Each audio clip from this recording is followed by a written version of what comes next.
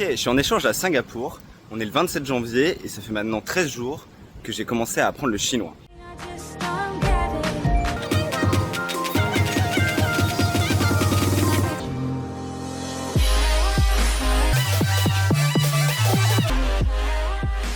Du coup, j'ai envie de vous documenter l'évolution de mon apprentissage du chinois. Et l'objectif, c'est quand je reviens en stop en France depuis Singapour et que je passe par la Chine, c'est de pouvoir parler chinois de manière à peu près compréhensible et pouvoir tenir une conversation correcte.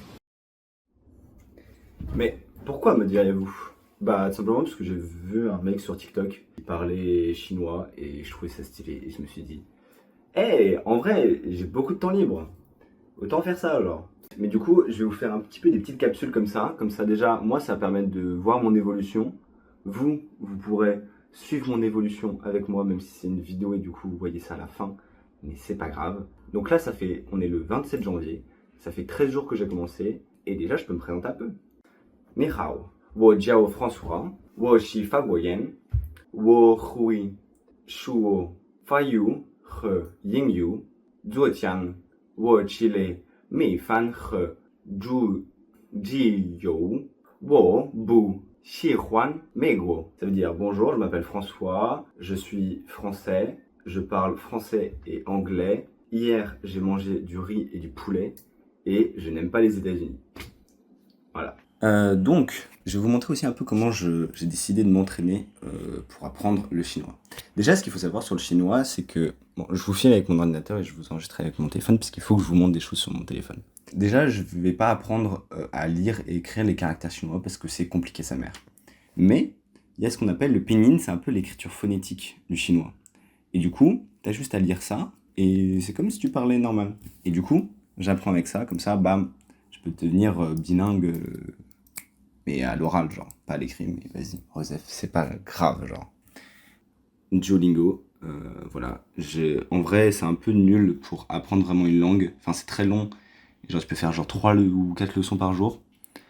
Mais ça me permet de garder un compte. Genre là, je vois que ça fait 13 jours que j'apprends le chinois et ça me fait un peu plaisir. La deuxième appli s'appelle Chinese Pinyin. Et c'est juste genre, c'est genre l'alphabet phonétique avec genre toutes les lettres, comment elles sont prononcées. C'est très fort. Comment elles sont prononcées et même les combinaisons de lettres parce que du coup genre ça se dit pas pareil. Genre par exemple ER alors que E ça se dit et R ça se dit. Et bah ER ça se dit. Donc c'est pas la même chose. Mais du coup ça me permet de dès que je vois un mot écrit en pinyin, je suis pas sûr de la prononciation, boum boum, je regarde comment ça se prononce. C'est très pratique, c'est très utile. Et même surtout, il y a les accents toniques. Parce que en chinois, genre, la même lettre, tu peux la prononcer 4 fois, genre. Par exemple, le A, tu peux la prononcer.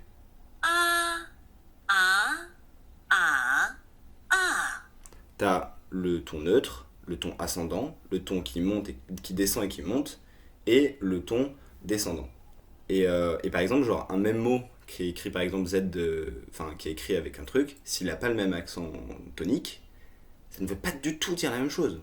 Et donc ça, c'est très pratique pour genre apprendre à lire le pinyin. Et en vrai, c'est un peu la première étape que moi je me suis fixé. Deuxième truc que j'ai fait, c'est que je suis allé sur HSK, je crois que c'est le nom. C'est un peu le truc officiel c'est un peu le TOEFL, mais pour le chinois, genre. Et il donne des listes de vocabulaire. Donc j'ai pris la liste des 150 mots les plus couramment parlés et tout, genre. J'ai demandé à ChatGPT de me faire des petites fiches, enfin des listes avec genre d'un côté le mot, puis la traduction, puis un exemple de traduction. Et je suis allé sur Ankydroid, qui est une application de flashcard qui est trop bien. T'as juste à rentrer le fichier texte que te donne ChatGPT et ça te fait ces petites flashcards genre. Et par exemple, si on va sur liste 1, t'as là Sui, et le problème c'est que j'ai oublié ce que ça voulait dire. Quand j'ai affiché la réponse, c'est âge. Et vous voyez pas parce que c'est à l'envers, mais c'est pas grave. C'est âge et genre un exemple de phrase avec lequel je peux utiliser le mot. Comme ça, je comprends bien. Genre. Ça, c'est la deuxième application. Troisième application que j'utilise. Et du coup, bah voilà, globalement, ça va être ça. Et puis, je vais essayer aussi m'inscrire à des groupes avec des Chinois pour essayer de parler chinois. Mais en fait, pour l'instant, je suis trop nul pour.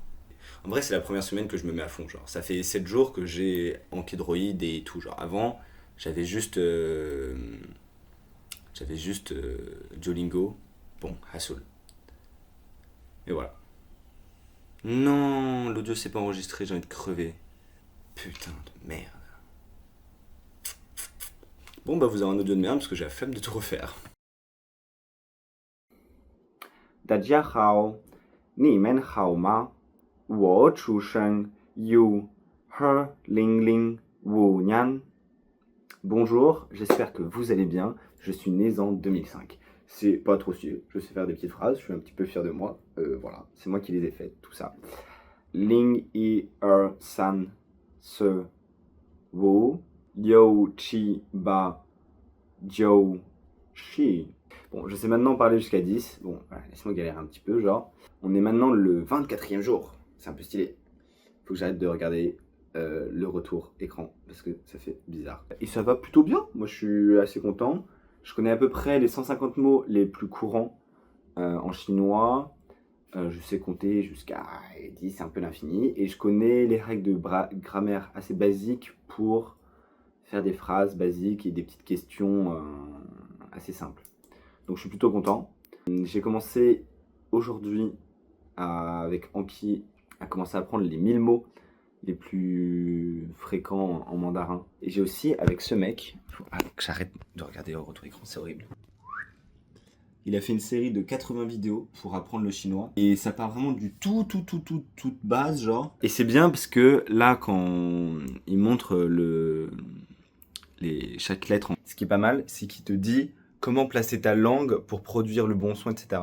Donc ça m'aide pas mal sur la prononciation. Et même c'est assez progressif. Donc là je suis à la leçon 16. Ah et aussi j'ai mon TikTok qui commence petit à petit à se remplir de contenu en mandarin. Je comprends globalement pas grand chose, mais c'est assez stylé. Voilà. 你好，我学习中文已经45天了。Ça fait 45 jours maintenant que j'apprends le chinois. Et ça avance bien, mais je sais pas faire de phrases. Parce que c'est assez simple, il n'y a pas de conjugaison, il n'y a pas de truc. Mais à part des phrases assez simples de je vais à tel endroit, je mange telle chose, etc., etc. Et encore, j'arrive pas trop à faire des phrases. Du coup là, je connais à peu près 300 mots de vocabulaire. Je connais les HSK1 et HSK2. Donc là j'ai fini d'apprendre approximativement HSK2, faut encore que je me perfectionne. Mais une fois qu'on aura ça, déjà on aura 300 premiers mots, c'est un bon début.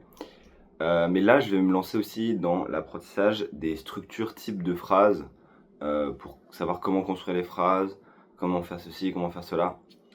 Parce que pour l'instant j'ai un petit peu de vocabulaire, mais je sais pas tout à fait l'organiser en phrases.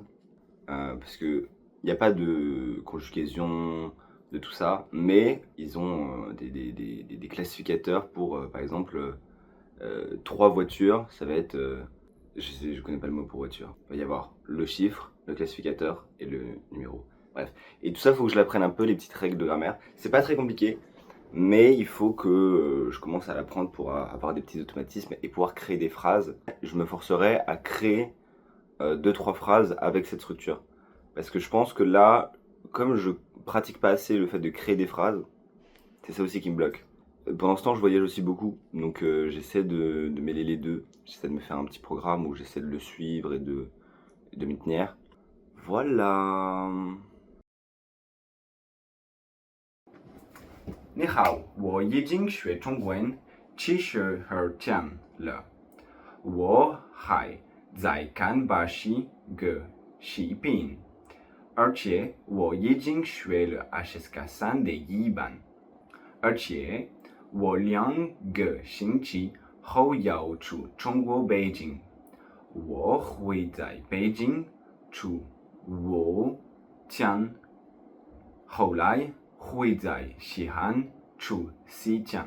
Voilà, donc je vais essayer de vous filmer des petites interactions en Chine, si j'y arrive, parce que voilà. Mais sinon, comme vous pouvez le voir, je commence à faire des petites phrases, tout ça. J'ai bientôt, je suis à la moitié à peu près du vocabulaire HSK3, donc on est content. Et j'avance bien sur les vidéos. Je dis ça à chaque fois, c'est horrible. Mais comme vous le voyez, ça commence. Bon, vous vous doutez, là, j'ai écrit les phrases parce que c'est pas encore ça. Je peux pas vous débiter des phrases comme ça. Mais je les ai écrites. Tout ça. C'est bien, franchement. On peut commencer à écrire des phrases, tu vois. C'est une bonne chose. Je suis content de moi. Voilà. Et on se retrouve en Chine. 我要去中国。你好，今天是我学习中文的100天，因为我没有在中国拍摄了件，所以我很伤心。但我很喜欢我的旅行。我买了一本孩子的书，因为有拼音。所以我可以看了，我可以看，而且这个夏天我要在中国待3个星期，我会变得更好。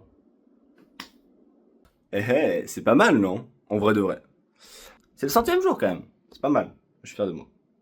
Voilà. Et je suis dans une ère nostalgie où je re-regarde les vidéos de Goraga sur Fortnite en 2018.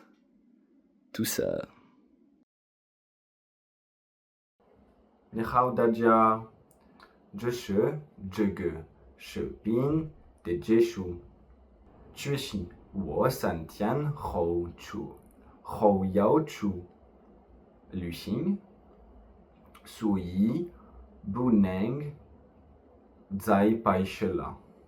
但我已经学习了104个天的中文，学了一点。